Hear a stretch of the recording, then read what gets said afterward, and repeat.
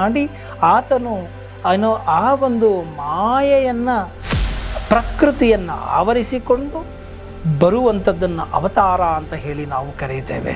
Normal ಆಗಿ ಹುಟ್ಟುವಂಥದ್ದಲ್ಲ.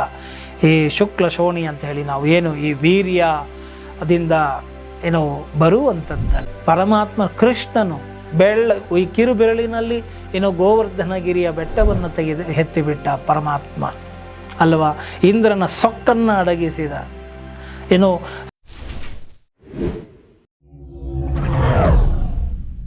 ನಮಸ್ಕಾರ ವೀಕ್ಷಕರೇ, ನಾನು ನಿಮ್ಮ ಮಂಜುನಾಥ್ ಅಡ್ವೊಕೇಟ್ ಹಾಗೂ ಅಧ್ಯಾತ್ಮ ಚಿಂತಕರು ಮಾತಾಡ್ತಾ ಇರೋದು. ಇವತ್ತು ಭಗವದ್ಗೀತೆಯ ಮತ್ತೊಂದು ಸುಂದರ ಶ್ಲೋಕದೊಂದಿಗೆ ತಮ್ಮ ಬಳಿ ಬಂದಿದ್ದೇನೆ. ಅದೇನಪ್ಪ ಅಂತ ಹೇಳಿದ್ರೆ, ಜನ್ಮ ಕರ್ಮ ಚ ಮೇ ದಿವ್ಯಮೇವಂ ಯೋ ವೇತ್ತಿ ತತ್ವತಃ ತ್ಯಕ್ತ್ವಾ ದೇಹಂ ಪುನರ್ಜನ್ಮ ನೈತಿ ಮಾಮೇತಿ ಸೋರ್ಜುನ. ಎಂತಹ ಅದ್ಭುತವಾದಂತಹ ಮಾತು, ದೈವಿಕವಾದಂತಹ ಮಾತು ಇದಾಗಿದೆ. ಅಂದರೆ ಪರಮಾತ್ಮನ ಒಂದು ಕರ್ಮ, ಆ ಕೆಲಸ, ಆತನ ಜನ್ಮ ಇದು ದಿವ್ಯವಾದದ್ದು. ಹುಳುಮಾನವರಂತೆ ಅಲ್ಲ, ನಮ್ಮಂತೆ ಅಲ್ಲ.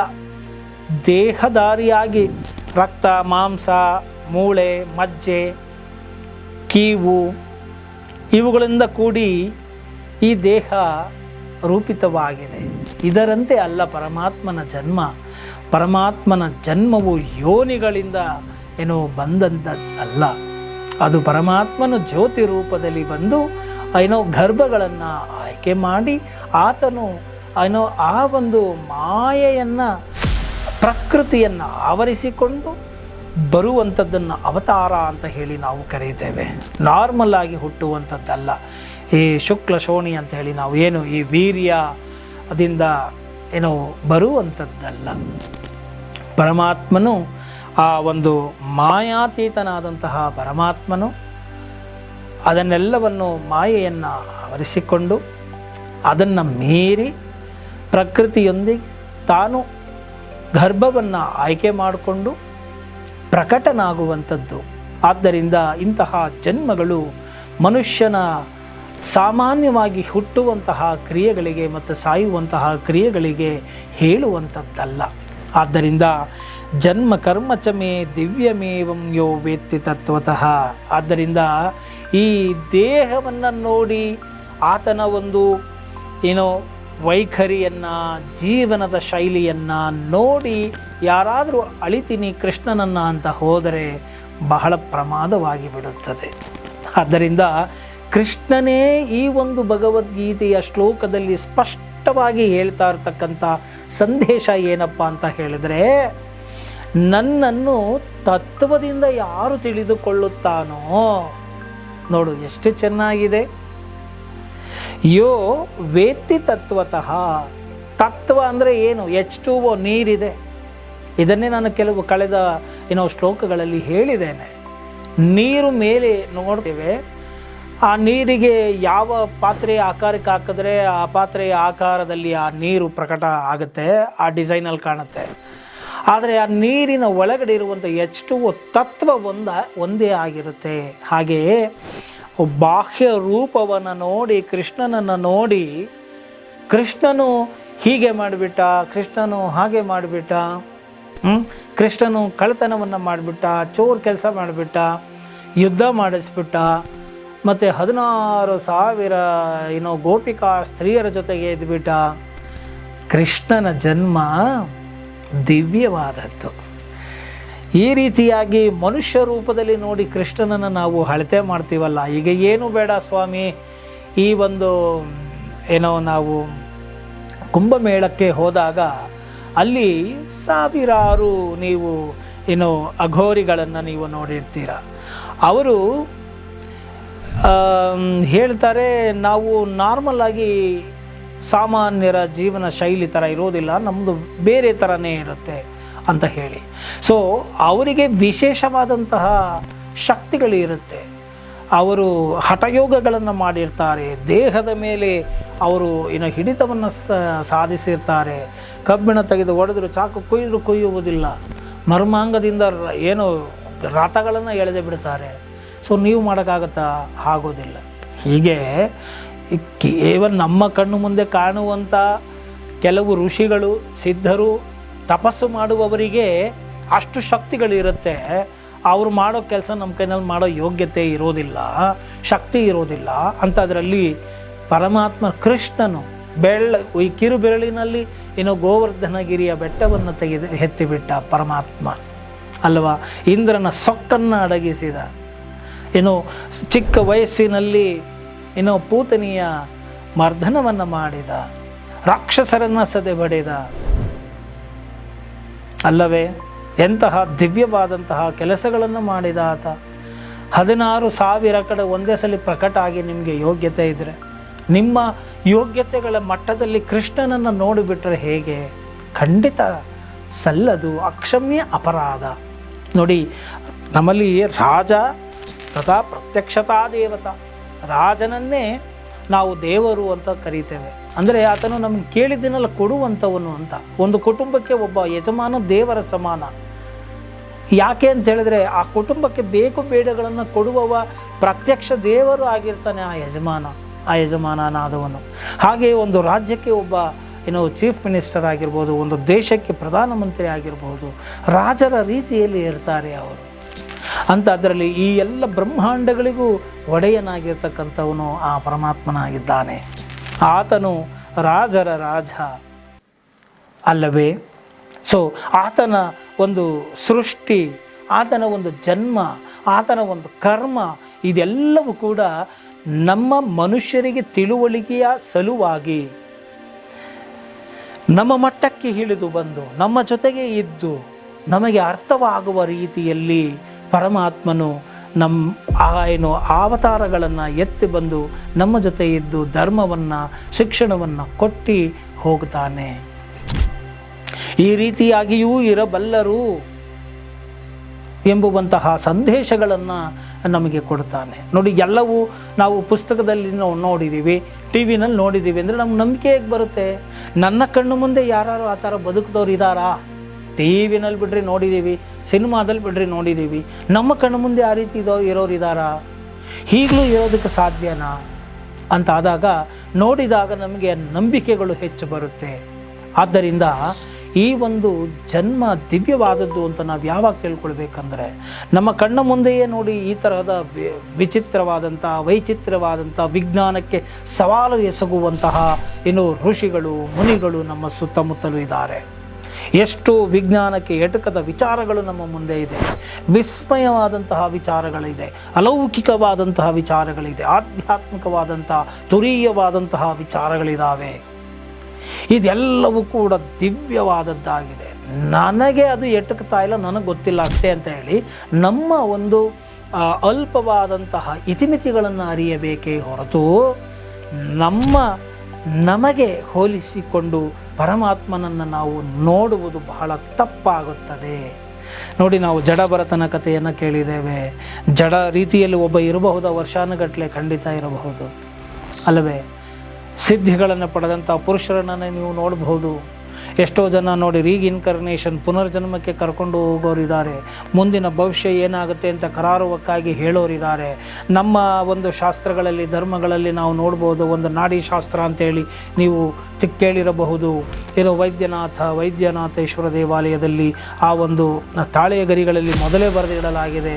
ಈ ಲಕ್ಷಾಂತರ ಜನಗಳ ಭವಿಷ್ಯವನ್ನು ಬರೆದಿಡಲಾಗಿದೆ ಅಂತ ಹೇಳಿ. ಇದು ಎಲ್ಲ ಹೇಗೆ ಸಾಧ್ಯ? ದಿವ್ಯವಾದದ್ದು, ಮನುಷ್ಯನ ತಾರ್ಕಿಕವಾದಂತಹ ಬುದ್ಧಿಗೆ ಎಟುಕದೆ ಅದಕ್ಕೆ ಅತೀತವಾದಂತಹ ಕೆಲಸಗಳನ್ನು ಮಾಡಿದಾಗ ಅದನ್ನು ದಿವ್ಯವಾದದ್ದು ಅಂತ ಹೇಳಿ ನಾವು ಕರೀತೇವೆ. ನೋಡಿ, ಶ್ರೀರಾಮಚಂದ್ರನು ಸಾಮಾನ್ಯ ಪ್ರಜೆಯ ರೂಪದಲ್ಲಿ ಬದುಕಿ ನಮ್ಮಗಳ ಮಧ್ಯೆ ಇದ್ದು ಒಬ್ಬ ರಾಜನಾಗಿದ್ದರೂ ಕೂಡ ಆ ಒಂದು ಐಶ್ವರ್ಯಕ್ಕೆ ಅಟ್ಯಾಚ್ಮೆಂಟ್ ಇಟ್ಕೊಳ್ಳದೆ ಒಂದು ಮಾತಿಗೋಸ್ಕರ ನಿಂತು, ಪಿತೃವಾಕ್ಯ ಪರಿಪಾಲನೆಗಾಗಿ ನಿಂತು, ಧರ್ಮವನ್ನು ಎಲ್ಲಿಯೂ ಚ್ಯುತಿಗೊಳಿಸದಂತೆ ನಡೆದುಕೊಳ್ಳಲು ಸಾಧ್ಯ ಅಂತ ಹೇಳಿ ತೋರಿಸಿಕೊಟ್ಟಿದ್ದರಿಂದಲೇ ಅಲ್ಲವೇ ಧರ್ಮ ನಿಂತಿರೋದು. ಶ್ರೀರಾಮನನ್ನು ಇವತ್ತಿಗೂ ಕೂಡ ನಾವು ದೇವರತ್ತ ಪೂಜಿಸೋದು. ಅದನ್ನು ಬಿಟ್ಟು ಕೇವಲ ನಾವು ಸಿನಿಮಾದಲ್ಲಿ ನಾವು AI ಜನ್ರೇಟ್ ಮಾಡ್ಕೊಂಡು ನೋಡ್ಕೊಂಡು ಕೂತ್ಕೊಂಡ್ರೆ ಏನು ಗೊತ್ತಿರುತ್ತೆ ಅಲ್ವಾ? ಆದ್ದರಿಂದ ಪರಮಾತ್ಮನು ಎಲ್ಲೋ ಒಂದು ಕಡೆ ಕೂತ್ಕೊಂಡ್ಬಿಟ್ಟಿದ್ದಾನೆ, ಆತ ಎಲ್ಲ ಮಾಡ್ತಾ ಇದ್ದಾನೆ ಅಂದರೆ ಯಾರಿಗೂ ಗೊತ್ತಾಗಲ್ಲ, ಯಾರಿಗೂ ಗೊತ್ತಾಗೋದಿಲ್ಲ. ಆದ್ದರಿಂದ ಅದನ್ನು ನಾವು ನಮ್ಮಗಳ ಮಧ್ಯೆ ನೋಡಿದಾಗ ನಮಗೆ ಗೊತ್ತಾಗುತ್ತೆ, ಹೌದು ಈ ರೀತಿಯನ್ನು ಬಾಳಬಹುದು, ಬದುಕಬಹುದು ಅಂಥೇಳಿ. ಸತ್ಯವಾಕ್ಯ ಪರಿಪಾಲನೆಯನ್ನು ಮಾಡಿದರು ನೋಡಿ. ಮಹಾತ್ಮ ಗಾಂಧೀಜಿ ಅಂತವರು, ಸುಭಾಷ್ ಚಂದ್ರ ಬೋಸು, ಭಗತ್ ಸಿಂಗು, ಇಂತಹ ವಿವೇಕಾನಂದರು, ರಾಮಕೃಷ್ಣ ಪರಮಹಂಸರು, ರಮಣರು ಹೇಗೆಲ್ಲ ಬದುಕಿಬಿಟ್ರು ಅವರು. ಶಂಕರಾಚಾರ್ಯರು ಮಾಡಿರುವಂಥ ಅದ್ವೈತ ಕೆಲಸಗಳು ಎಂಥ ಅದ್ಭುತವಾದಂತಹ ಕೆಲಸಗಳು ಇದ್ದಾವೆ. ಮಧ್ವಾಚಾರ್ಯರವರು ವಿಶಿಷ್ಟಾದ್ವೈತವನ್ನು ಮಾಡಿದಂತಹ ರಮಾನುಜಾಚಾರ್ಯರು, ದ್ವೈತಾಚಾರ್ಯರು, ಹೀಗೆ ಹಲವಾರು ಆಚಾರ್ಯರುಗಳ ಜೀವನವನ್ನು ನೋಡಿ ಒಬ್ಬೊಬ್ಬರ ಜೀವನವು ದಿವ್ಯವಾಗಿರುತ್ತದೆ. ಪರಮಾತ್ಮನ ಅವತಾರಗಳು ಹೀಗೆ ಯಾವುದೋ ಒಂದು ರೂಪದಲ್ಲಿ ಬಂದು ದಿವ್ಯವಾದಂತಹ ಕೆಲಸಗಳನ್ನು ಮಾಡ್ತಾ ಈ ಒಂದು ಸಮಾಜದಲ್ಲಿ ಶಾಂತಿಯನ್ನು, ನೆಮ್ಮದಿಯನ್ನು, ಧರ್ಮವನ್ನು ಸ್ಥಾಪಿಸುವಂತಹ ಕೆಲಸಗಳನ್ನು ಮಾಡ್ತಾ ಇರ್ತಾರೆ.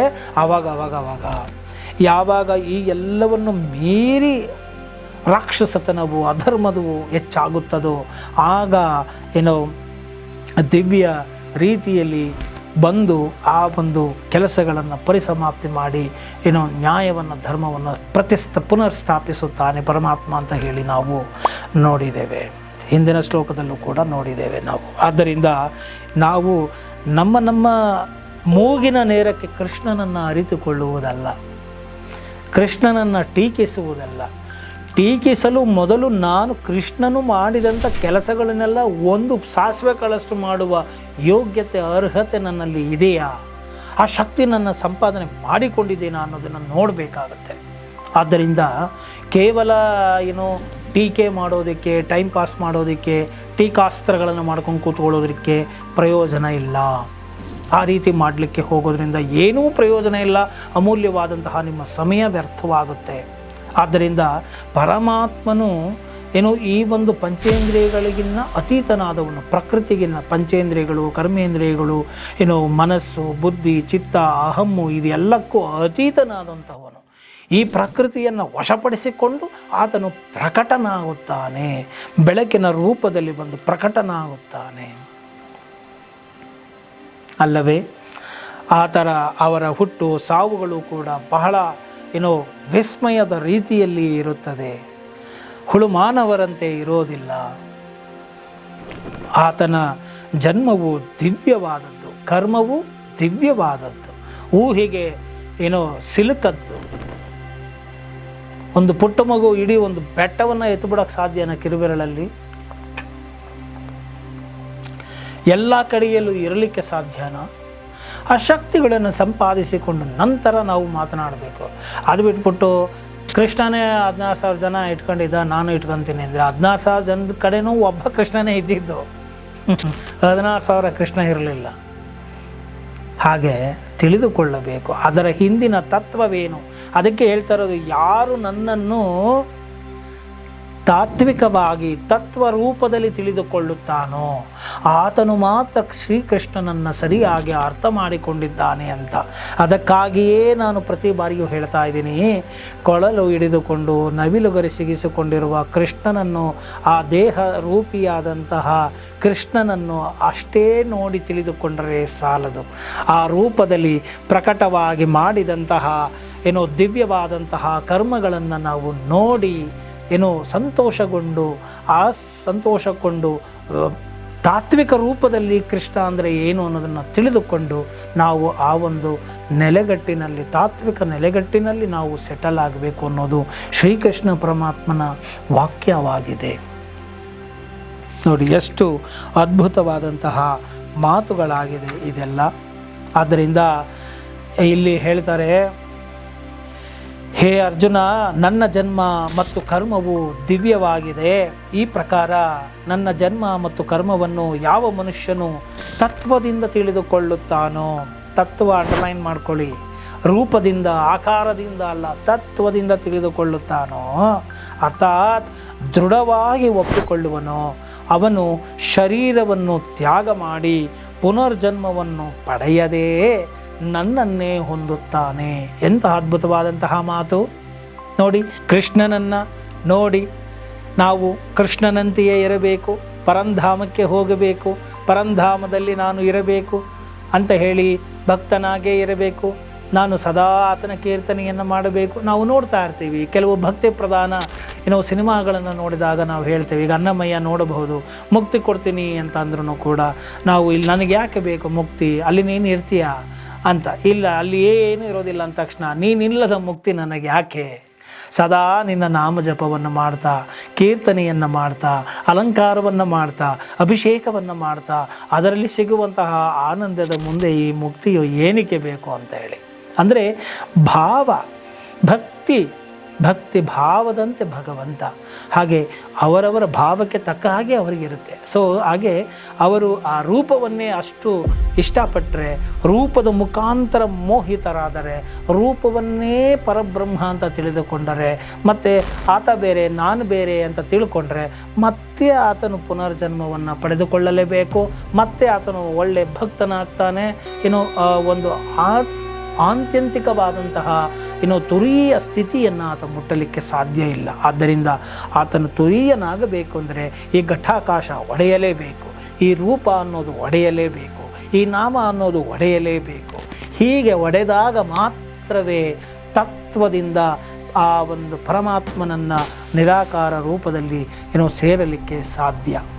ನೋಡಿ, ಪರಮಹಂಸರು ಹೇಳ್ತಾರೆ, ಮಣ್ಣಿನ ಬೊಂಬೆ ಈ ಸಮುದ್ರವನ್ನು ಅಳಿತೀನಿ ಅಂತ ಹೋದ ತಕ್ಷಣ ಹೋಗ್ತಾ ಇದ್ದಂಗೆ ಕರಗೋಗ್ಬಿಡ್ತು, ಎಲ್ಲೂ ಇಲ್ಲ, ನೀರಿನ ಅಂಶದಲ್ಲಿ ಕರಗೋಗ್ಬಿಡ್ತು. ಹಾಗೆ ನಾವು ಪರಮಾತ್ಮನಲ್ಲಿ ನಾವು ಕರಗಿದಾಗ,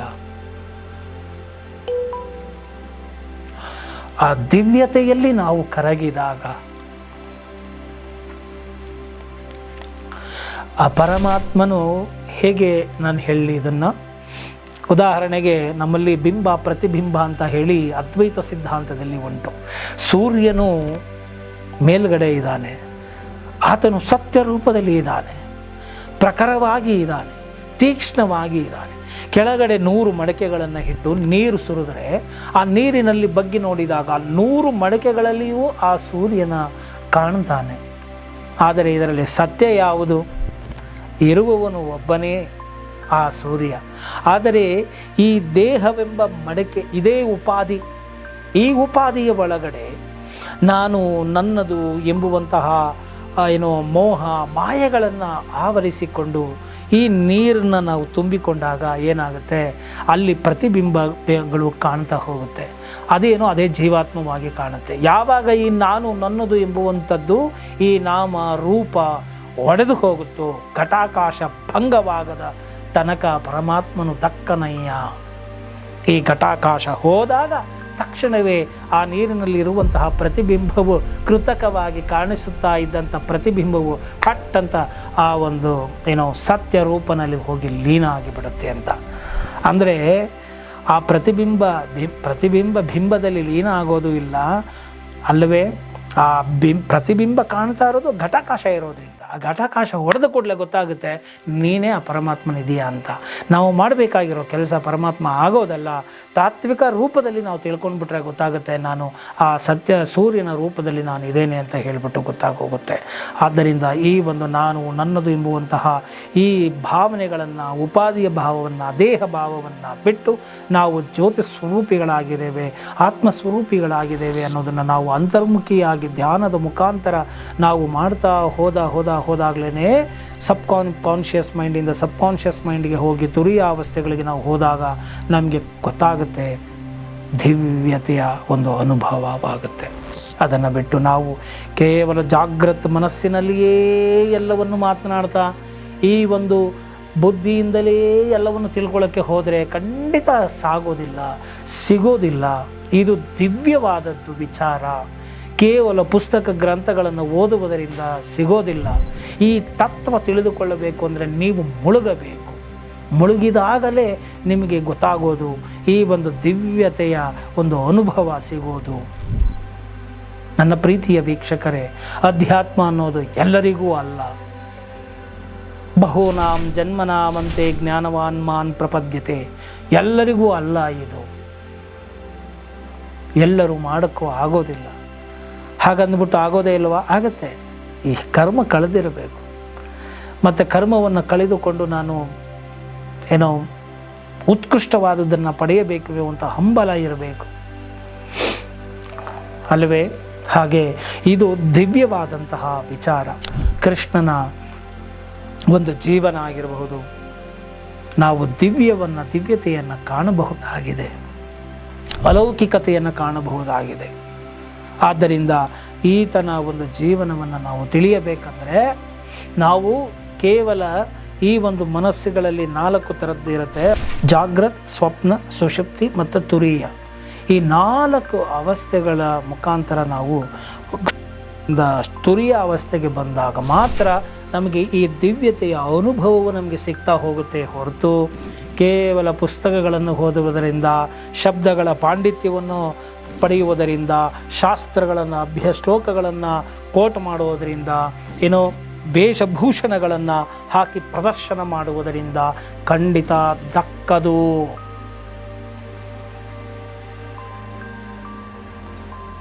ದಯಮಾಡಿ ಭಗವದ್ಗೀತೆಯನ್ನು ಸರಿಯಾಗಿ ಓದಿ, ಸರಿಯಾಗಿ ತಿಳಿದುಕೊಳ್ಳಿ. ಆಂತರ್ಯದಲ್ಲಿ ಕೃಷ್ಣನಿಗಾಗಿ ಕಣ್ಣೀರು ಹಾಕಿ ಆ ಜಗದಾದಿ ಗುರುವೇ ನಿಮಗೆ ಸರಿಯಾದ ಮಾರ್ಗವನ್ನು ತಿಳಿಸ್ತಾನೆ. ಈಗ ನಾನು ಹೇಳಿದಂಥ ಯಾವ ಬಾಹ್ಯ ಪರಿಕರಗಳು ಕೂಡ ಬೇಕಾಗಿಲ್ಲ. ಪರಮಾತ್ಮನೇ ನಿಮಗೆ ಅಂತರ್ಮುಖಿಯಾಗಿ ಅಂತರ್ಬೋಧಿಯಾಗಿ ನಿಮಗೆ ಆ ಒಂದು ತತ್ವವನ್ನು ತಿಳಿಸಿಕೊಟ್ಟು ಬಿಡ್ತಾನೆ. ಆದ್ದರಿಂದ ಈ ಒಂದು ದಿವ್ಯತೆಯನ್ನು ನೀವು ತತ್ವದ ರೂಪದಲ್ಲಿ ತಿಳಿದುಕೊಳ್ಳಬೇಕು. ಹಾಗೆ ಯಾರು ಈ ಒಂದು ಘಟಾಕಾಶವನ್ನು ಒಡೆದುಕೊಂಡು ತತ್ವದ ರೂಪದಲ್ಲಿ ಕೃಷ್ಣನನ್ನು ಅರ್ಥ ಮಾಡಿಕೊಳ್ತಾನೋ ಅವನಿಗೆ ಪುನರ್ಜನ್ಮವಿಲ್ಲ. ಅದನ್ನು ಬಿಟ್ಟು ಕೃಷ್ಣ ಬೇರೆ, ರಾಮ ಬೇರೆ, ಶಿವ ಬೇರೆ, ಬ್ರಹ್ಮ ಬೇರೆ, ವಿಷ್ಣು ಬೇರೆ, ಇದನ್ನೆಲ್ಲ ಮೀರಿದಂಥವನೊಬ್ಬ ಇದ್ದಾನೆ, ಆತನಿಂದ ಇದೆಲ್ಲ ನಡೀತಾ ಇದೆ. ಈ ತರಹದ ವಿಚಾರಗಳನ್ನು ತೆಗೆದುಕೊಳ್ತಾ ಹೋದರೆ ಖಂಡಿತವಾಗಿಯೂ ತಪ್ಪಾಗುತ್ತೆ. ವ್ಯಾವಹಾರಿಕ ಹಂತದಲ್ಲಿ, ವ್ಯಾವಹಾರಿಕ ಸ್ತರದಲ್ಲಿ ಇದೆಲ್ಲವೂ ಓಕೆ. ಆದರೆ ನಾವು ತಿಳಿದುಕೊಳ್ಳಬೇಕಾದದ್ದು ಈ ವ್ಯತ್ಯಾಸಗಳನ್ನು ತಿಳಿದುಕೊಂಡು ನಮಗೇನಾಗಬೇಕಾಗಿಲ್ಲ. ಈ ಎಲ್ಲ ವ್ಯತ್ಯಾಸಗಳು ನಿಮಗೆ ಗೊತ್ತಾಗ್ತಾ ಇರ್ತಕ್ಕಂಥದ್ದು ಜಾಗೃತ ಅವಸ್ಥೆಯಲ್ಲಿ, ಈ ಬುದ್ಧಿಯಿಂದ. ಆದರೆ ತತ್ವಶಾಸ್ತ್ರ ಹೇಳ್ತಾ ಇದೆ, ಯಥೋ ವಾಚೋ ನಿವರ್ತಂತೆ ಅಪ್ರಾಪ್ಯ ಮನಸಾ ಸಹ. ಈ ಎಲ್ಲ ಪಂಚೇಂದ್ರಿಯಗಳನ್ನು ಮೀರಿ ಹೋದಾಗಲೇ ಗೊತ್ತಾಗದಪ್ಪ ನಿನಗೆ ಅಂತ. ಆದರೆ ನಾವು ಈ ಬುದ್ಧಿಯಿಂದನೇ ಭಗವಂತನ ಹುಡುಕ್ತಾ ಇದ್ದೀವಿ ಹೊರತು ಒಳಗಡೆ ಹೋಗ್ತಾ ಇಲ್ಲ. ಅಂತರ್ಮುಖಿ ಆದಷ್ಟೂ ಕೂಡ ನಿಮಗೆ ಈ ಜಗತ್ತು, ಈ ದಿವ್ಯತೆಯ ಲೋಕಗಳು ನಿಮಗೆ ತೆಗೆದುಕೊಳ್ತಾ ಹೋಗುತ್ತೆ. ಆದ್ದರಿಂದ ನೀವು ಪರಮಾತ್ಮನನ್ನು ನಿಜವಾಗಿಯೂ ತತ್ವದ ರೂಪದಲ್ಲಿ ತಿಳಿದುಕೊಳ್ಳಿ. ನೋಡಿ ಎಷ್ಟು ಚೆನ್ನಾಗಿದೆ. ಇದನ್ನೇ ನಾನು ಹೇಳಿದ್ದು, ಮಾಂ ಏಕಂ ಶರಣಂ ವ್ರಜ ಅಂತ ಕೃಷ್ಣ ಹೇಳ್ದ. ಅಂದರೆ ಬೇರೆ ಯಾವುದೋ ಧರ್ಮಗಳಲ್ಲಿ ಹೇಳಿದ ಹಾಗೆ ಆ ನಾಮವನ್ನು, ಆ ರೂಪವನ್ನು ಹೇಳುವಂತಲ್ಲ, ಕೃಷ್ಣ ಹೇಳ್ತಾ ಇದ್ದಾನೆ. ನನ್ನನ್ನು ತತ್ವದ ರೂಪದಿಂದ ತಿಳಿದುಕೋ. H2O, ನೀರಿನಲ್ಲಿರುವ H2O ರೂಪದಿಂದ ನನ್ನನ್ನು ನೀನು ತಿಳಿದುಕೋ. ಜನ್ಮ ಕರ್ಮಚಮೇ ದಿವ್ಯಮೇವಂ ಯೋ ವೇತ್ತಿ ತತ್ವತಃ. ಯಾರು ಈ ತತ್ವದಿಂದ ತಿಳಿದುಕೊಳ್ತಾರೋ, ಈ ನಾಮಕ್ಕೆ, ರೂಪಕ್ಕೆ, ಈ ಹೆಸರಿಗೆ, ಕೃಷ್ಣನೋ, ಕ್ರಿಸ್ತಾನೋ, ಅಲ್ಲಾನೋ ಅಂತ ಈ ಹೆಸರುಗಳಿಗೆ ಯಾರು ಇನ್ನು ಕಟ್ಟು ಬಿದ್ದಿದ್ದಾರೋ, ಯಾರು ಈ ನಾಮ ಮತ್ತು ರೂಪಗಳು ಧರ್ಮಗಳಲ್ಲಿ ಕಟ್ಟು ಬಿದ್ದಿದ್ದಾರೋ ಅವರು ಖಂಡಿತವಾಗಿಯೂ ಕೂಡ ಏನೋ ಅವರಿಗೆ ಮುಕ್ತಿಯು ಸಲ್ಲದು.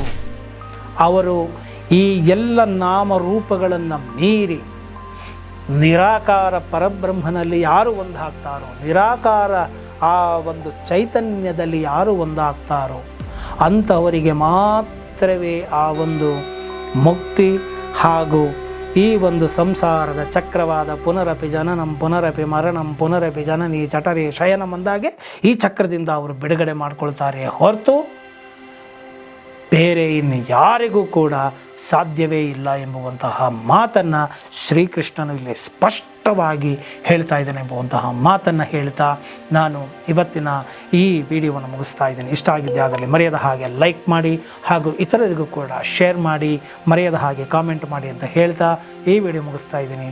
ಜೈ ಹಿಂದ್, ಜೈ ಕರ್ನಾಟಕ ಮಾತೆ.